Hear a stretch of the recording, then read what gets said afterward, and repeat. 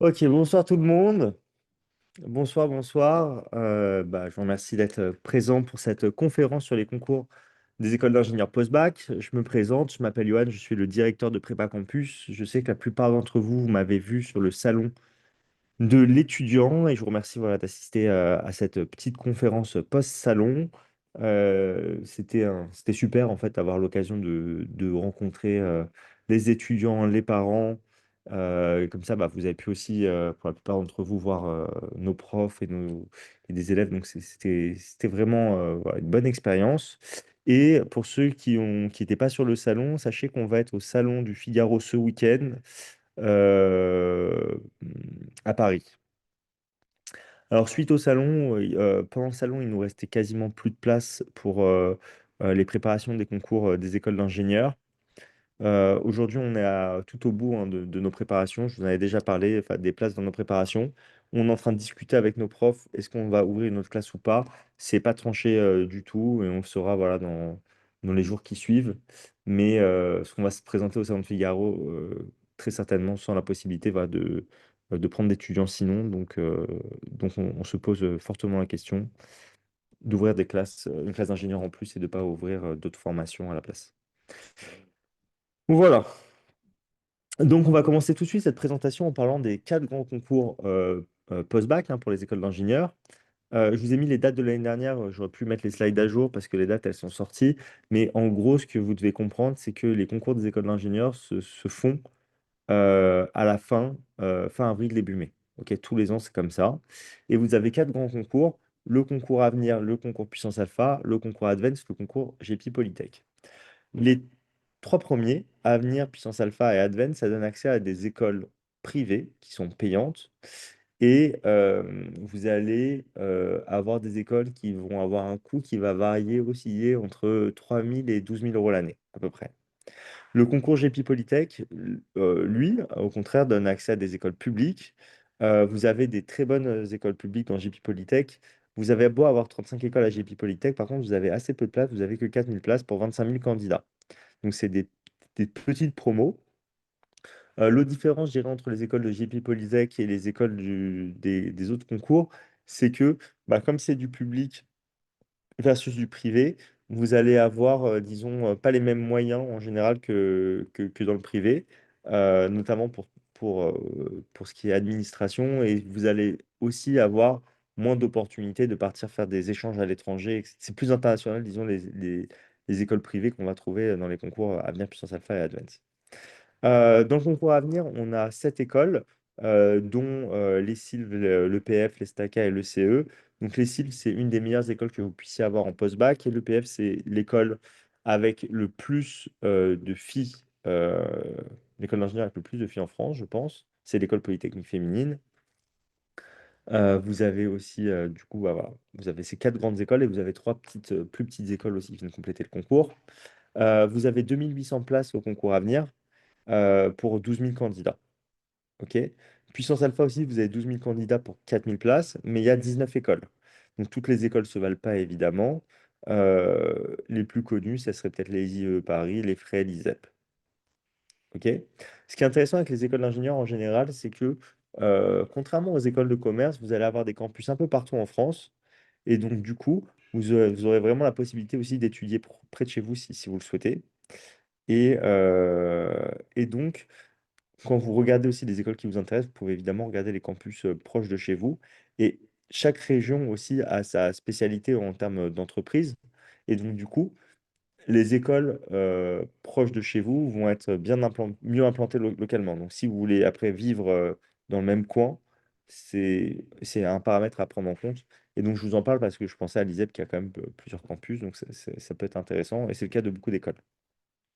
Euh, Juste avant toute chose aussi, je dois vous préciser quand même que la conférence est enregistrée. Je vous enverrai le replay de la conférence demain avec les slides. Donc, vous n'avez pas besoin de prendre en photo chacune des slides, vous les recevrez. OK? Et autre information importante, si vous avez des questions pendant la présentation, vous pouvez les poser dans le chat. Et ensuite, je prendrai le temps d'y répondre à la fin de la présentation. Je prendrai le temps de répondre à toutes vos questions. Donc, je vous ai dit 2 800 places pour Avenir pour 12 000 candidats, 4 000 places pour Puissance Alpha pour 12 000 candidats aussi. Pour GP Polytech, 4000 places pour 25 000 candidats. Donc, pour le concours Advance, on n'a que 4 écoles, mais par contre, il y a 1850 places dans les écoles. Donc, ça fait en moyenne 450 places, 460 places par école, ce qui est énorme. Et vous avez 8000 candidats. Les écoles du concours Advance, elles ont la particularité d'être assez spécialisées chacune d'entre elles. Donc, EPITA, ça va être l'informatique. l'IPSA, ça va être aéronautique. Subbiotech, c'est le biotech. Et donc, la quatrième école, elle est généraliste, par contre. Euh, donc, je pensais que c'était intéressant de faire un petit focus sur les écoles aussi pour voir qu'il y a d'autres écoles intéressantes hors concours, notamment pour les étudiants qui sont très très bons. Donc, c'est plutôt des étudiants à 16-17 de moyenne, hein, générale, surtout dans les spé en fait d'ailleurs. Vous avez l'INSA Lyon et l'INSA Toulouse qui sont des très très bonnes écoles. Donc, l'INSA Lyon qui est première et l'INSA Toulouse qui était quatrième. Je me demande si c'est le classement de cette année ou l'année dernière, là. J'ai l'impression que j'ai les slides de l'année dernière. Euh, Non, c'est bon, c'est le bon slide. C'est le bon slide. C'est le classement de cette année, excusez-moi. Donc ça doit être l'INSA Toulouse doit être quatrième cette année. Et donc, vous avez les INSA qui sont vraiment intéressantes et qui sont publiques d'ailleurs. Et vous avez l'UTC à Compiègne et l'UTT à Troyes qui sont aussi des très bonnes écoles d'ingénieurs, qui sont hors concours et qui sont uniquement sur dossier, qui sont aussi très demandées. Et donc du coup, toutes les meilleures écoles, elles sont soit dans les INSA, UTC, UTT, enfin pour le post-bac en tout cas, soit dans les concours Avenir, Puissance Alpha, Advance et GP Polytech. Euh,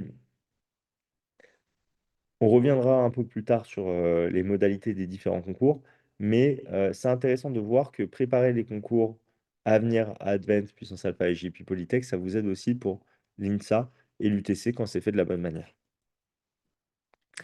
Euh, Sur les classements, il faut faire aussi très attention.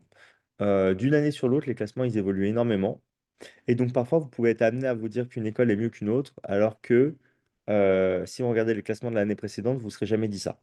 Par exemple, vous voyez, Polytech Lille, ils sont 13e cette année, l'ECE, ils sont 19e. L'année d'avant, l'ECE était vraiment devant Polytech Lille euh, dans les, euh, dans les classements. Polytech Nice aussi était devant Polytech Lille. Donc, il faut faire attention au classement parce que c'est juste des formules mathématiques. Et au fond, quand vous regardez euh, les classements dans le temps, ok, et enfin, quand vous regardez en fait ça sur un spectre assez long, vous vous rendez compte que c'est pas une vérité absolue les classements, et qu'en fait, bah, le CE n'a pas, ça a beau avoir reculé de 7 ou 8 rangs entre d'une année à l'autre, le niveau de l'école, il n'a pas vraiment varié d'une année sur l'autre. Ok? Donc, euh, c'est bizarre enfin, c'est un peu contre-intuitif ce que je vais dire, mais vous voyez une école qui est 19e dans le classement, une école qui est 13e dans le classement, vous vous dites, bah, il y en a une qui est meilleure que l'autre, sauf que l'année précédente, vous ne serez pas dit la même chose. Ok, donc il faut faire attention à ça. Ça veut vraiment dire quelque chose. Les classements, les INSA sont vraiment fortes, les CIV est vraiment forte, les STACA, c'est vraiment très solide, les IE, c'est toujours bien classé, les FRI aussi. Mais il y a quand même des variations. La différence entre le CE et les frais, elle n'est pas si énorme que ça en réalité, même si vous voyez 10 places dans le classement. OK? Et donc, quand vous choisissez votre école d'ingénieur, du coup, les classements, vous pouvez les regarder, même si ce n'est pas une vérité absolue. Vous pouvez aussi regarder les différents campus hein, des écoles pour voir bah, dans quelle région vous souhaitez étudier, si c'est vraiment un sujet pour vous. OK? Et, beaucoup plus important encore, vous pouvez regarder les spécialités des différentes écoles. Donc, dans les écoles d'ingénieurs, en fait, il y a tellement de spécialisations possibles qu'on retrouve différents types d'écoles. Des écoles généralistes qui vont proposer des spécialisations un peu dans tous les domaines donc qu'on appelle souvent les majeurs hein, pour les écoles d'ingénieurs. Et vous avez avoir aussi pardon, des écoles spécialisées, comme par exemple l'ESTACA dans le transport. Donc ça va être transport ferroviaire, transport routier, aéronautique spatiale, etc. Et en fait, on va être, enfin, donc l'automobile aussi évidemment, ça va être que des majeurs en fait liés à ces domaines-là. Ok? Mais vous pouvez très bien trouver une majeure liée à l'aéronautique dans une école généraliste, par exemple. Ok? Et donc, EPITA, par exemple, ils sont spécialisés en informatique. L'IPSA en aéronautique, aérospatiale, c'est une école qui est très appréciée parce que c'est une spécialité qui fait rêver beaucoup de personnes. On reviendra ensuite après sur je répondrai aux questions. J'ai vu qu'il y a une question qui est tombée quand même qui est intéressante. On me demande c'est quoi les critères de classement. Ok, donc je répondrai en général aux questions à la fin, mais je trouve que là c'est vrai que c'est pertinent de se poser la question. En fait, selon les classements, vous allez voir déjà que les classements ils sont tous différents, mais les critères, en fait, évoluent. et c'est pas des critères qui sont, comment dire, il y a comme des intangibles. Je vous dis, c'est quoi les critères? Donc, il va y avoir la qualité de l'enseignement, ok, c'est un critère, ou la diversité des cursus proposés, ok. Mais en fait, dans les classements, vous aurez surtout, par exemple, parmi les professeurs, combien ont publié des papiers de recherche. Vous allez avoir combien d'étudiants aussi de l'école ont fait de la recherche après, enfin dans les années suivantes, ou combien font de la recherche en ce moment au sein de l'école. Combien de brevets ont été déposés? C'est ce type de questions-là que vous pouvez avoir. Quelles sont les écoles les mieux implantées à l'étranger? Quelles sont les écoles qui vont avoir la meilleure employabilité? Quelles sont les écoles qui vont proposer les meilleurs salaires à la sortie? En fait, il y a plein de, comment dire, de critères, mais au fond, ça reste à la fin une formule. Et on voit que bah, parfois, en fait, est-ce qu'il y a beaucoup d'étudiants étrangers dans l'école? Et donc, en fait, selon les classements, les critères peuvent changer et donc, du coup, les classements aussi peuvent vraiment évoluer. OK? Et d'une année sur l'autre, encore une fois, on peut avoir des grandes variations parce que sur un, un domaine en particulier, il y a une note qui va baisser ou sur deux critères, il y a des notes qui vont baisser et donc, du coup, ça va chambouler le truc. Mais au final, le classement, c'est juste un score et après, ils sont triés selon ce scoring-là. Moi, ce que je pense, c'est que ce qui fait la vraie qualité d'une école, c'est les élèves. Et si, en fait, une école est sélective et choisit des bons élèves, elle va sûrement avoir, à long terme, une bonne position. Ok. Sachant aussi que le côté international est important et que selon ce que vous voulez faire, il y a des écoles qui sont plus pertinentes que d'autres, clairement. Ok. Si vous voulez vraiment voilà, avoir beaucoup d'expérience internationale, c'est peut-être plus intéressant d'aller à l'ESSILV d'aller à Polytech Lille. Ok. Ou c'est plus intéressant d'aller à l'ECE même qu'à la Polytech Lille, par exemple, pour vous donner des critères plus liés à ce classement-là en particulier. Et du coup, en fait, comme je vous l'ai dit, il y a plein de spécialisations possibles. Et en fait, j'ai fait ce tableau-là un peu pour vous donner une idée de, selon les spécialisations que vous voulez, quelle école vous pouvez regarder. C'est pas du tout exhaustif. Ça veut dire que euh, il faut creuser ça. Ok. J'ai pas mis toutes les écoles qui proposent des spécialisations en aéronautique dans mon tableau. Par contre, ce qui est intéressant, c'est que si vous voulez faire par exemple euh, de la chimie, ça sert à rien de passer le concours Advent s'il n'y a pas d'école dedans. Ok. Si vous voulez travailler dans le génie civil, c'est pareil. Et donc, c'est aussi à ça que sert ce tableau. C'est vraiment, je vais vous envoyer les slides, donc ne le prenez pas en photo, vous le recevrez de toute façon. Vous le recevrez demain. Mais ça vous donne des pistes de réflexion et des pistes pour regarder, voilà, quelle école choisir en fonction des spécialités que vous voulez faire. Et en fait, par exemple, le CE, ils apparaissent, ou le PF, ils vont apparaître, par exemple, dans la partie énergie, dans la partie informatique, dans la partie chimie. En fait, c'est normal parce que c'est une école généraliste avec des spécialisations, des majeurs qui sont un peu partout. Là où, par exemple, les STACA, ils apparaissent que dans aéronautique et transport parce qu'en fait, ils sont spécialisés réellement là-dedans. Donc, il faut mettre en perspective aussi des écoles qui sont vraiment spécialisées dans un domaine avec les écoles qui sont généralistes et qui proposent une ou deux majeures dans le domaine et qui apparaissent du coup dans mon tableau juste ici. OK? Mais voilà, c'est pour vous donner des pistes de recherche, c'est non exhaustif, donc il y a d'autres choses que vous pouvez rajouter dans le tableau. C'est juste que je voulais pas faire quelque chose de plus de trop chargé, je voulais juste vous donner un petit aperçu de ce que vous pouvez trouver. OK? Hmm. Du coup, quand vous voulez faire une école d'ingénieur post-bac, vous avez un cursus qui va avoir une certaine forme, et c'est intéressant voilà, pour moi de vous expliquer un petit peu à quoi ressemblent les cursus. Et pour prendre un exemple, j'ai pris le cursus de l'ECE, mais j'aurais pu prendre le cursus de l'EFRE, ça aurait été quasiment la même chose. OK? Euh, oui, je l'ai déjà dit, je le répète, vous recevrez les slides et l'enregistrement à la fin de la présentation. Du coup, euh, pour l'organisation des études, les 2 premières années, c'est les années de prépa intégrée.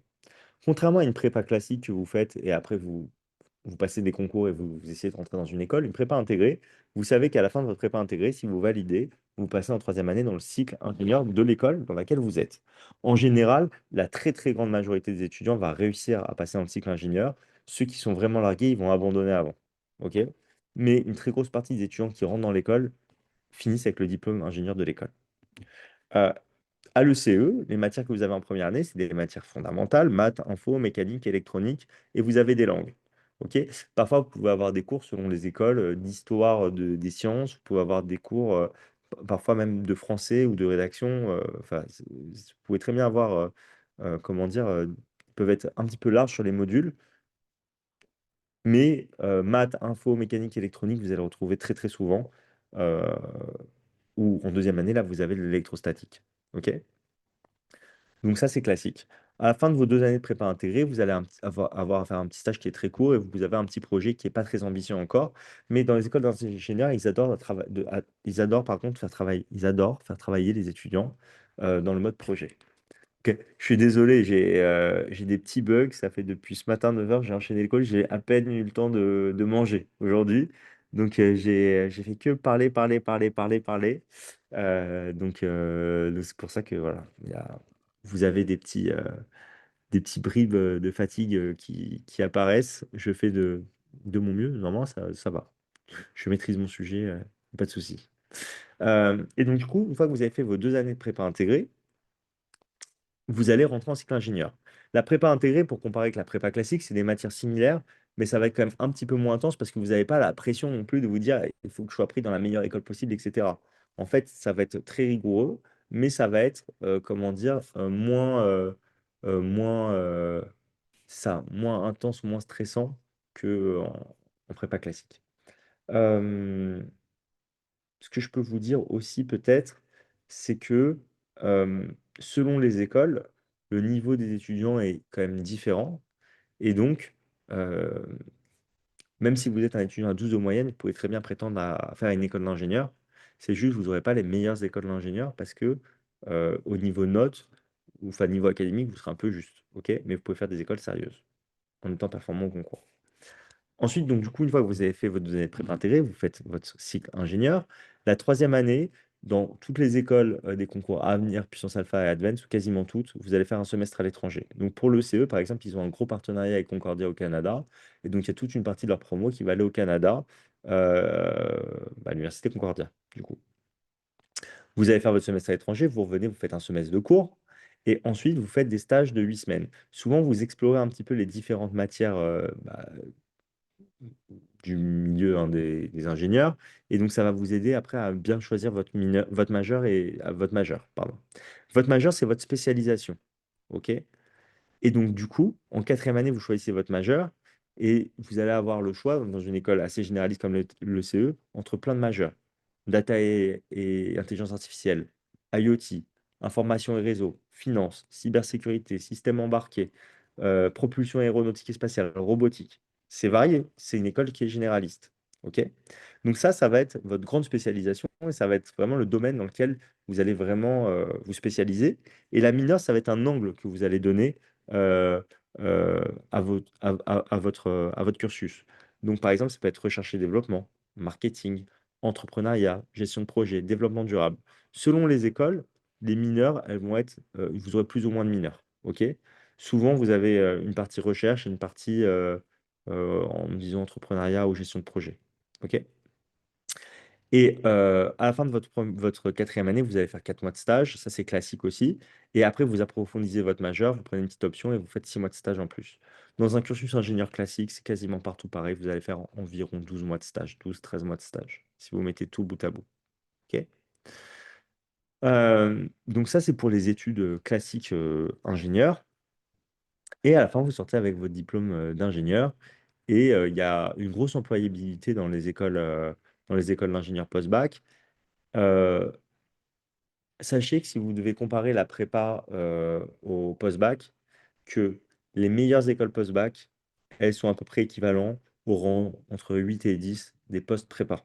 OK? Donc, si vous voulez faire les meilleures écoles d'ingé de France, si vous voulez faire l'X, c'est-à-dire Polytechnique, donc c'est pas Polytech, hein, Polytechnique, X. Si vous voulez faire les mines, Centrale Supélec, Télécom, etc., en fait, ça va être post-prépa. Mais après, vous avez les INSA, vous avez les SIL, vous avez les STACA, etc. Vous avez des très bonnes écoles qui vont être très cotées et qui vont être hors prépa. La prépa, type euh, prépa que vous avez, voilà, quand vous souhaitez faire une école d'ingénieur, il y a plusieurs possibilités. Ça va être très intensif Et à la fin, vous n'êtes pas sûr de ce que vous allez avoir, ce qui rend la chose stressante et ce qui fait qu'il y a de la compétition. Maintenant, il y a des étudiants qui se noient là-dedans et qui aiment pas du tout ça. Et il y en a qui adorent ça aussi et qui trouvent ça très stimulant intellectuellement. OK? Euh, Quand vous postulerez sur Parcoursup, au concours, au prépa, vous pouvez très bien postuler aux deux en même temps. Et après, en fonction des écoles où vous êtes pris, en fonction des prépas où vous êtes pris, vous pouvez choisir la situation qui vous paraît la plus favorable. Si vous êtes pris dans une prépa où il rentre très peu de gens dans le top 10 et vous êtes pris dans une des meilleures écoles post-bac, bah, vaut mieux faire une école post-bac. Mais si vous êtes pris dans une excellente prépa et que en post-bac, bah, vous avez une bonne école, mais enfin voilà, vous pouvez vous dire, bah, je vais tenter de faire une prépa pour aller viser plus haut. Vous avez le droit aussi. Et après, voilà, il y a des gens, ils savent que par principe, ils veulent pas faire de prépa, ou au contraire, par principe, ils veulent en faire. Donc c'est bien aussi bah, d'écouter un peu ce que vous avez envie de faire, parce qu'il ne faut pas avoir de regrets derrière, et faut pas non plus, comment dire, faut pas non plus craquer en plein milieu, quoi. Il ne s'agit pas de faire entre guillemets, de craquer à 19 ans et de, et de faire un burn-out, ou au contraire de se dire, ah, j'aurais peut-être dû faire une prépa, j'aurais aimé faire ça. Ok. Quoi qu'il arrive, hein, quand vous êtes en école d'ingénieur, vous travaillez. Voilà. Et c'est très, comment dire, c'est très ludique aussi, ce que vous allez faire. Ça va être différent du lycée, hein, la manière de travailler. Juste peut-être avant de présenter les concours, peut-être je peux juste, avant de rentrer dans les différentes matières, je peux vous présenter aussi euh, les, des informations importantes sur les concours. Déjà, pour tous les concours, quand vous êtes en terminale générale, vous voyez, le dossier est très important. C'est entre 30%, parce que même pour Advent, c'est 15% de dossier, 15% du profil école. C'est entre 30% et 60%, disons. OK, votre note de dossier. Donc, quand vous voulez préparer les écoles, les concours aux écoles d'ingénieurs, si vous voulez avoir une chance d'être pris dans les bonnes écoles, il faut avoir des bonnes notes. OK? Enfin, il faut avoir des bonnes notes, ou en tout cas, il faut avoir les meilleures notes possibles pour rentrer dans les meilleures écoles. Et ensuite, les épreuves, ça va compter entre 70 et entre 40 et 70%, quoi. Du coup, c'est le reste. Et les épreuves sont, sont assez similaires dans tous les concours. Le format est différent, mais le programme est quasiment le même partout. À chaque fois, en fait, ça va être votre programme de spé mathématiques, votre programme de deuxième science et de l'anglais, sauf pour GP Polytech où il n'y a pas d'anglais. Il n'y a pas de deuxième science pour le concours Advance. OK? Nous, dans la prépa, on a une préparation qui est ciblée pour les étudiants qui font maths et physique chimie. Euh, mais comment dire, vous pouvez aussi faire d'autres sciences comme SI, NSI ou SVT. Si vous avez un profil qui est différent, ou vous faites que une seule spécialité scientifique, vous risquez d'avoir, selon les concours, des modalités de recrutement qui vont être différentes. OK? Aussi, selon votre profil, vous avez un nombre de places qui est défini dans les écoles qui est plus ou moins important. Donc, par exemple, pour le concours à venir, les étudiants qui font une seule science vont avoir un contingent de places qui va être largement, très très largement même restreint. Ce qui fait que c'est possible de postuler au concours, c'est possible bah, de rentrer dans les écoles. Mais par contre, vous avez un nombre de places réservé pour vous qui est défini, qui est beaucoup plus faible. Pour les étudiants qui sont en STI 2D ou en STL, pareil, vous avez un nombre de places qui vous est réservé dans les écoles, selon les écoles. Parfois, c'est zéro, parfois, c'est plus ou moins important. En général, c'est assez faible, mais ça ne vous empêche pas de faire les concours. Et dans la grande majorité des concours, vous allez avoir, ça va être sur dossier, ok? Et parfois un petit entretien. Hmm. Et donc, du coup, si on revient sur les épreuves, donc à chaque fois, vous allez avoir une épreuve de maths. En général, l'épreuve de maths, ça va être une grosse partie des épreuves. OK? Ça va être la moitié. Pour GP Polytech, c'est 2 tiers parce qu'il n'y a pas d'anglais. Pour Advent, c'est 4. Le coefficient, c'est 4 sur 14 parce qu'en fait, il y a un gros coef sur les oraux. Mais en réalité, c'est une épreuve qui est très importante. OK? Et c'est le seul concours où il y a des oraux Advent. Du coup, l'option maths experte, c'est pas du tout obligatoire quand vous souhaitez faire les concours. Ça vous portera pas du tout préjudice de ne pas la faire. Après, pour votre dossier, c'est bien de l'avoir si vous souhaitez faire des études d'ingénieur. Et si vous souhaitez faire une prépa après le bac, c'est très bien d'avoir fait maths expert. Enfin, l'option, elle est vraiment importante. Elle a tout son sens à ce niveau-là. Mais voilà, faire des maths experts, de toute façon, ça vous servira quand vous serez en école. Pour les concours, vous ne serez pas pénalisé de ne pas les faire. Donc, ce qui est au programme, c'est tous les chapitres hein, de lycée, et, enfin de l'aspect en tout cas. Et il y a juste la puissance alpha où vous pouvez avoir des exercices, vous pouvez faire des exercices de, de maths experte. En fait, je m'explique. Au concours à venir, vous avez 45 questions à faire, mais en fait, on vous en donne 60. OK? N'oubliez pas, les concours sont fin avril, donc vous n'aurez pas fait tout votre programme. Donc, pour le concours à venir, c'est un QCM. Vous faites 45 questions de maths sur 60. Si vous faites 47 questions, et ben, en fait, on prend en compte que les 45 premières réponses. OK? Donc, ça sert à rien de faire plus de questions que ce qui est proposé parce que les questions suivantes, elles ne sont pas prises en compte. Euh, Ils vous font faire que 45 questions sur 60 parce que comme vous aurez peut-être pas fait tout le programme, il ne faut pas que vous soyez pénalisé. Et donc, c'est pour ça que c'est sous cette forme-là. Pour puissance alpha, vous avez 8 exercices à faire. C'est des vrais-faux. Il y a 4 exercices où ça va être des exercices communs pour tous les étudiants et vous n'avez pas le choix. C'est sur des trucs vraiment qu'il faut maîtriser. Le socle à maîtriser. Et vous aurez 4 exercices à choisir parmi 8 exercices. OK? Et donc, sur les 8 exercices, il y en a 6 de spé maths et 2 de maths experts. Donc, si vous ne faites pas les maths experts, en fait, vous devez choisir 4 parmi 6. Si vous faites les maths experts, vous pouvez prendre des exercices de maths experts à la place d'autres exercices de spé. OK? C'est juste la différence. Pour GP Polytech, il n'y aura pas d'exercices de maths experts pour Advanced non plus. OK? Hum, je réfléchis à ce que je voulais vous dire. Hum, ah oui, les exercices de maths pour les concours sont très peu rédactionnels. Donc, c'est soit des QCM, soit des vrais-faux. Et même pour JP Polytech, souvent, il faut juste mettre un petit calcul ou écrire sa réponse. Mais on ne vous demande pas de faire des grandes explications avec des grandes rédactions. Euh, le niveau, par contre, des exercices est plus dur que ce qu'il y a au lycée. Ça veut dire que c'est assez technique. Franchement, c'est carrément technique même. Donc, si vous pouvez regarder les annales en ligne, vous verrez que c'est technique ce qui tombe, mais qu'il n'y a pas de partie rédaction. OK?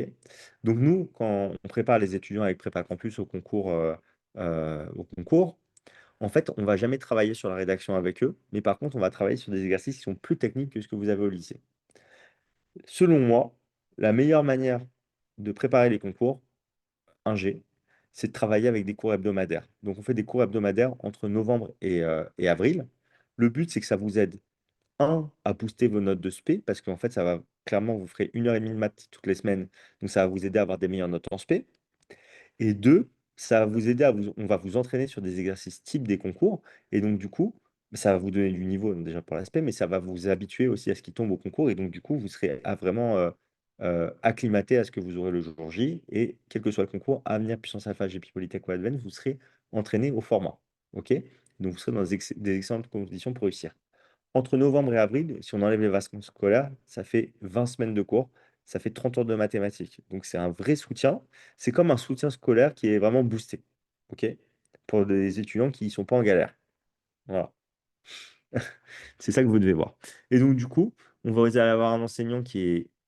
Donc, ces cours hebdomadaires, pardon, ils sont à distance. Ils se font les dimanches matins. Donc, c'est de 9h30 à 11h et de 11h15 à 12h45, parce que vous avez aussi la physique-chimie. Et vous serez avec des enseignants qui sont d'un excellent niveau, qui sont très choisis pour leur pédagogie et qui vont vous accompagner aussi tout au long de l'année si vous avez des questions en dehors des cours, bien évidemment. Euh, on cherche aussi des profs, donc je ne sais pas si vous étiez au salon, mais si vous avez discuté avec les autres profs, c'est des profs qui sont sympas. On prend aussi des profs qui sont agréables socialement, parce que c'est ça qui va vous donner envie de travailler. Si vous aimez bien votre prof, vous travaillerez mieux, et ça c'est une évidence. Pour la physique-chimie, donc si vous faites une haute spé, vous n'aurez pas la physique-chimie, vous aurez votre haute spé. Il y a trois, donc il n'y a pas de physique chimie advanced, donc il y a trois concours, advanced, puissance alpha, GP Polytech. Pour Avenir, vous avez 30 questions à faire sur 40 qui vous sont proposées en 1 heure. Pour puissance alpha, vous avez 6 exercices sur 7 à faire, pour la même raison que pour les maths, où vous aurez peut-être pas fait tous les chapitres en cours. Avec nous, vous les aurez tous fait, mais c'est pas grave. Et pour GP Polytech, vous aurez 3 exercices. Il y a écrit 2 exercices, mais c'est 3 exercices de physique chimie. Souvent, vous avez un exercice de chimie, un de mécanique et un troisième exercice. En maths, vous avez 2 exos. En physique chimie, vous en avez 3. Il y a une erreur dans la slide. Euh, Pour chaque exercice de puissance alpha, aussi bien en maths en physique-chimie ou dans les autres P, vous avez à chaque fois 4 questions A, B, C, D, avec, il faut dire à chaque fois pour chacune des propositions si c'est correct ou si c'est faux. OK? Pour puissance alpha et JP Polytech, c'est tout le chapitre, tout le programme pardon, de SP qu'il faut maîtriser de SP physique-chimie pour les concours. Pour Avenir, c'est juste la physique. Il n'y a pas de chimie, OK, au concours. Donc c'est un petit détail important. Donc c'est juste physique et mécanique pour le concours Avenir. Pareil, votre enseignante, c'est une enseignante qui est enfin, l'enseignante de la prépa, c'est une enseignante qui est de lycée, qui est hyper habituée aussi aux cours à distance et qui explique extrêmement bien. Ce qui fait que même un chapitre que vous n'avez pas vu en cours, elle peut vous l'expliquer. Donc, dans un cours d'1 h 30, hein, que ce soit en maths ou en physique-chimie, c'est toujours pensé de la même manière. C'est à peu près 40 minutes de cours où on voit tous les éléments à maîtriser du chapitre, avec des petits exercices d'application et les étudiants qui font la correction des exercices d'application. Vous pouvez participer en cours, hein, évidemment, avec toutes les fonctionnalités de Zoom, comme lever la main, comme les réactions, etc. Micro et caméra obligatoire, hein, pour les cours. Et ensuite, vous avez 50 minutes d'exercice avec des corrections. Et c'est pareil, les étudiants qui participent aux corrections, des exercices type des concours, évidemment. Et donc, du coup, dans un cours en général, il y a au moins une quinzaine d'étudiants qui vont participer à des corrections d'exercices de cours ou d'exercices tout court, enfin, ou d'exercices qu'on fait pendant la séance après la partie cours. OK. Euh, Qu'est-ce que je dois vous dire de plus sur la physique-chimie? C'est une matière aussi qui est importante en général. Ça vaut pas autant que les maths, mais c'est quand même un gros morceau. Et donc, du coup, c'est important les notes que vous avez en spé. Et donc, du coup, c'est pour ça qu'on travaille aussi ça dans le temps. C'est pour vous aider en même temps à progresser en spé. Encore une fois, ça, c'est vraiment du soutien en soi, hein. C'est du soutien avec des exercices spécialisés sur ce que vous, pardon, sur les concours, sur ce qui tombe au concours. OK? Donc, vous serez préparé aussi au niveau des concours, bien évidemment. Et enfin, pour l'anglais, vous avez des QCM d'anglais. Ils sont, moi, je trouve pas extrêmement durs. Mais ça reste d'un niveau qui est très correct, hein, d'un bon niveau, mais c'est niveau B2. Voilà. OK? Vous aurez des exercices de grammaire, des exercices de vocabulaire, des exercices de compréhension écrite. Par exemple, pour puissance alpha, souvent c'est 10, enfin l'année dernière, c'était 10, je crois 10 de grammaire, 9 de vocabulaire, 6 d'expression écrite, de compréhension écrite. C'est souvent ça la répartition pour puissance alpha. Vous avez 45 minutes pour 25 questions, c'est ce qu'il faut. Après, les textes à puissance alpha, ils sont vraiment longs. Pareil, pour Avenir, vous avez 45 questions en 30 minutes, donc là, il faut un peu plus speeder. Pour Advanced, 30 questions en 30 minutes, c'est carrément large, moi je trouve. Euh, Quand on vous prépare au concours, on le fait sous la forme d'un stage intensif pendant les vacances de décembre ou de février. C'est 10 heures de cours. Et en fait, vous allez avoir, euh, on va revoir toute la grammaire, en fait. Et on va vous entraîner à de la compréhension de texte et on fera évidemment des sujets complets aussi. Le but, en fait, des cours d'anglais, c'est pas de vous rendre bilingue, mais c'est de faire en sorte que vous soyez très fort d'un point de vue grammaire et que vous soyez capable de répondre à toutes les questions derrière. OK? Pour ce qui est de, du suivi après, en fait, vous êtes par groupe de 6 à peu près pour l'anglais. Là où pour les cours hebdo, vous êtes 30 par cours. Pour l'anglais, vous êtes en groupe de 6 de moyenne, entre 4 et 8, vous êtes. Vous pouvez faire l'anglais en présentiel ou en distanciel. En présentiel, c'est à Paris. Les cours hebdo, c'est que à distance. Et à la fin du stage d'anglais, la prof, ou le prof d'ailleurs, c'est Eve en général qui donne les cours, mais vous avez d'autres profs, Eve qui était présent d'ailleurs sur les salons. Et vous avez, pardon, euh, à la fin, elle me fait un débriefing, du coup, en me disant, pour chaque étudiant, c'était quoi ses points forts, c'était quoi ses points faibles, comment ça s'est passé, etc. Est-ce qu'elle vous conseille de travailler pour continuer de progresser? Et nous, en fait, on vous met à disposition une plateforme en ligne. Sur la plateforme, vous aurez les replays des cours hebdo, vous aurez des exercices d'entraînement. Et pour l'anglais, vous aurez même des cours enregistrés, préenregistrés. Comme ça, après le stage, vous pouvez revoir des points de grammaire sur lesquels vous avez des difficultés. Et pour chaque point de grammaire, on a des exercices ciblés, des listes d'exercices avec des corrections vidéo. Comme ça, vous pouvez travailler spécifiquement sur les points qui vous posent problème. Et ensuite, on a des sujets complets qui sont corrigés, évidemment. OK? Donc, vous avez aussi plein de matériel pédagogique pour vous entraîner en dehors des cours. En général, on ne vous donne pas de devoirs en dehors des cours pour les cours hebdo parce que vous faites déjà 3 heures par semaine, c'est déjà pas mal pour vous entraîner. Ça va déjà bien vous aider. Maintenant, si vous voulez faire plus, vous avez la plateforme pour travailler. Et les 5 semaines avant les concours, là, par contre, coup de collier, on vous donne beaucoup de devoirs. De toute façon, vos dossiers ils sont déjà clos, en fait, sur Parcoursup. Et donc, du coup, vous pouvez vraiment vous concentrer à fond sur les concours à ce moment-là. Et c'est là où on met le gros coup de collier, mais vous avez déjà un très bon niveau à ce moment-là. Du coup, mes conseils de préparation, si vous voulez travailler de manière régulière, c'est déjà travailler sur la spécificité des concours. Les exercices sont différents du lycée. Si vous attendez le jour du concours pour regarder les exercices, ça va être très très compliqué. Euh, Si vous ouvrez les annales aussi, vous commencez à vous entraîner sur les annales, ça va peut-être un peu vous décourager, vous allez peut-être trouver ça très dur. Donc c'est important de s'entraîner déjà de manière ciblée sur les différents thèmes que vous allez travailler. Et ensuite, vous pouvez faire des annales. Donc nous, ce qu'on fait typiquement, c'est que chaque semaine avant les vacances scolaires, on fait des annales, enfin on fait des annales, on fait des concours blancs.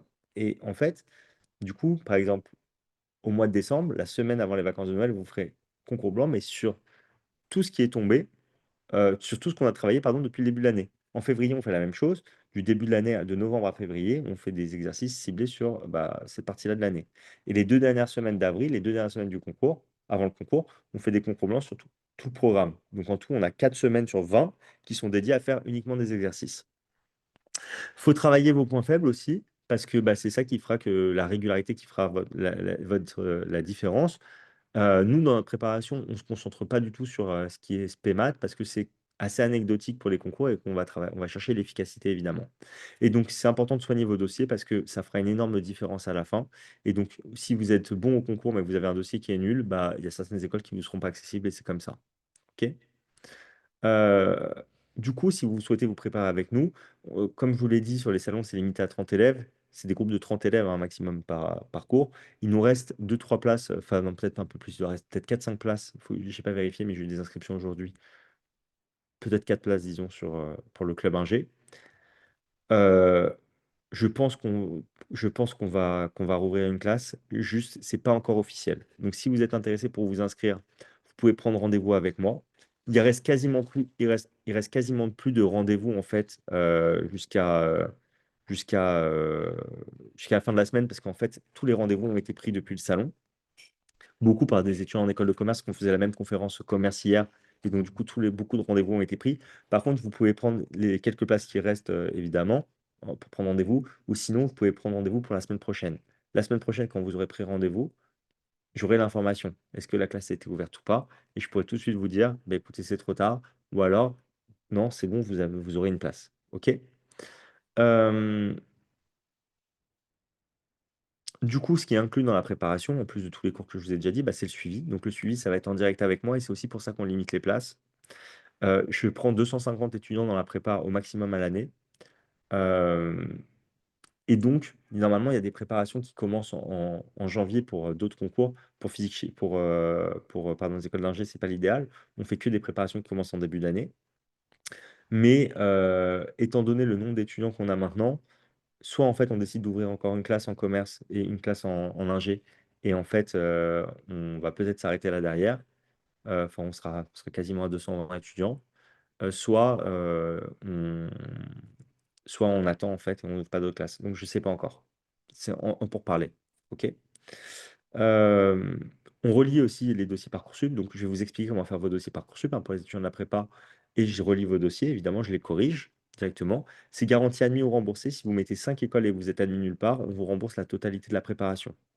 Par contre, bien évidemment, quand on fera notre entretien ensemble, je vous demanderai c'est quoi vos notes, c'est quoi vos aspirations. Et si vous avez des aspirations qui m'ont l'air un peu impossibles et une volonté, enfin, si vous visez des écoles qui me paraissent impossibles, je vous le dirai et dans la prépa, je ferai un filtre. Parce que mon but, c'est pas de vous amener à l'échec non plus. On va être amené à travailler ensemble pendant toute l'année. Et en fait, on va essayer d'être ambitieux, mais on va essayer aussi d'avoir quand même des ambitions qui soient réalistes. OK? Et donc, je vais aussi être là pour vous guider là-dessus. Mais si vous êtes à 11 de moyenne et que vous voulez les stacks et les sylves, bah, je vais vous dire, je suis désolé, ça va pas être possible. OK, on aura beau vous aider à vous améliorer, vous partez trop loin. OK.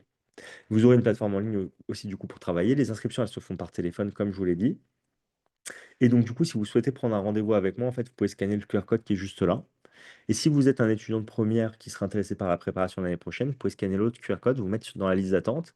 Et à l'ouverture des inscriptions, en juin, vous serez en gros, c'est même la pré-ouverture, parce qu'en fait, on ne fait pas de communication officielle. Par contre, on envoie un message aux étudiants qui sont dans la liste d'attente et on leur permet de nous rejoindre pour se préparer au concours. Voilà, donc j'ai dit un peu tout ce que j'avais à dire. Je vais maintenant prendre le temps de répondre à toutes vos questions. Donc, les critères de classement, j'ai répondu. Est-ce qu'on va vous envoyer les slides de l'enregistrement car mon fils n'est pas présent? Sonia, donc oui, la conférence, elle est enregistrée. Demain, j'enverrai les slides et l'enregistrement à tous ceux qui sont inscrits. Et donc, pas de souci. Les nouveaux demandent, est-ce que le concours GEPI Polytech est accessible au STI 2D? Alors, oui, mais quand vous êtes en STI 2D, ça va être sur dossier, si je dis pas de bêtises. Nous, on ne les prépare pas, les STI 2D. Ça va être sur dossier et il y aura un nombre de places qui est très restreint, mais il y a des places. OK? Donc, vous pouvez toujours essayer de postuler. Nadine demande, est-ce que c'est ouvert au STMG? La réponse est non. Pour les enfants en situation de handicap, ont-ils droit à un tiers-temps comme au bac. Pour tous les concours, Sonia, vous avez le droit à un tiers-temps. Si vous souhaitez, si vous avez, y avez le droit pour le bac, vous pouvez les demander pour les concours. Et c'est au moment des inscriptions sur Parcoursup que vous devez faire cette demande-là. Et pour les étudiants de la prépa, d'ailleurs, je explique toujours un peu comment faire parce qu'il y a toujours des gens qui sont concernés. Et c'est un vrai, enfin, c'est un vrai avantage, entre guillemets, d'avoir un tiers-temps. C'est vraiment utile parce que euh, il y a aussi comme une notion un petit peu de vitesse dans les concours. Mais après, bon, si vous ne savez pas faire les questions, vous ne savez pas les faire, hein. Ça, c'est évident aussi quand même. Pour info, je vous ai déjà dit, hein, les annales, les annales, elles sont téléchargeables en ligne pour les concours. Donc, si vous voulez jeter un coup d'œil avant de vous dire à quoi enfin, est-ce que c'est vraiment dur ou pas, franchement, jetez un coup d'œil. Et comme ça va vous allez voir qu'il y a quand même du boulot. Et pour préparer ces concours, ça ne se fait pas au pied levé.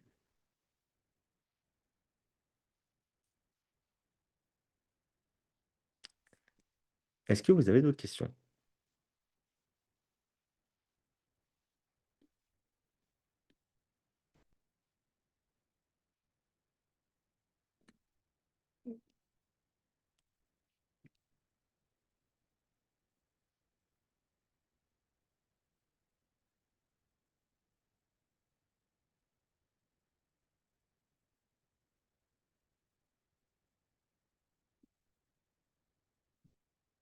Au niveau des bacs STL, vers quoi on peut se tourner? En fait, pour les bacs STL, ça va plutôt être vers tout ce qui est un peu biotech.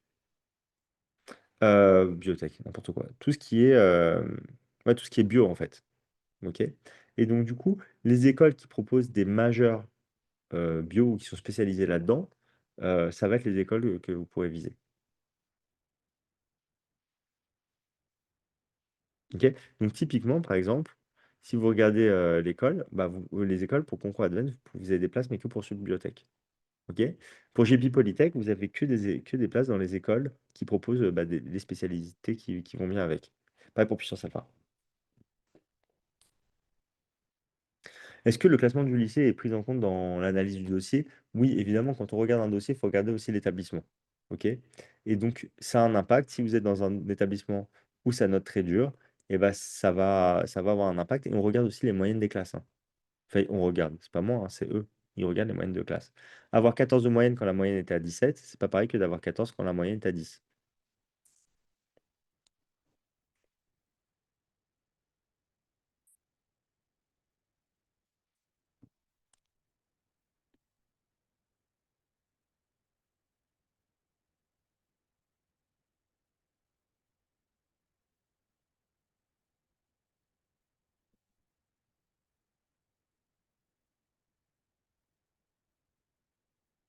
Eh bien, écoutez, on a fait 1 heure et demie pour les écoles de commerce hier. On fait 45 minutes pour les écoles d'ingé. Très bien, c'est carrément, ça a été clair. J'espère que ça vous a aidé quand même, que ça vous a servi comme réunion. Si vous avez des questions, de toute façon, n'hésitez pas à me les poser. Vous pouvez m'envoyer des mails, hein, vous pouvez m'écrire, il n'y a pas de souci. Euh, voilà, bah, je suis content de vous avoir un petit peu éclairé sur de ce point de vue-là. Euh, Lors des préparations, aussi au moment de Parcoursup, etc., je prends le temps de prendre les étudiants en individuel si nécessaire pour les conseiller dans le choix de leurs écoles, évidemment. OK? Et de toute façon, vous pouvez aussi évidemment échanger avec vos profs, et etc. en général pour, euh, pour poser vos questions.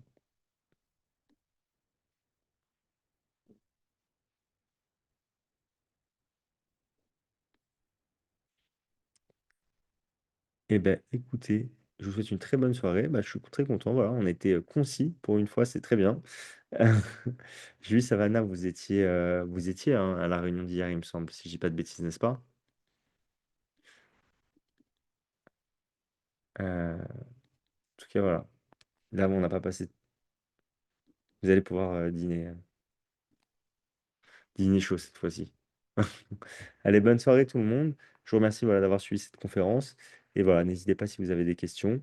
Et comme je vous l'ai dit, en réalité, il y a très peu de possibilités pour prendre des rendez-vous encore cette semaine, parce on était pris d'assaut. Et donc, même si on fait les salons ce week-end, on ne prend pas d'inscription pendant les salons. Ce qui fait que bah, si vous prenez rendez-vous lundi ou mardi, vous passerez avant ceux qui font le salon de ce week-end, quoi qu'il arrive. Et si on ouvre une classe, il y aura de la place, je pense, pour, enfin, il y aura de la place pour tous ceux qui sont là.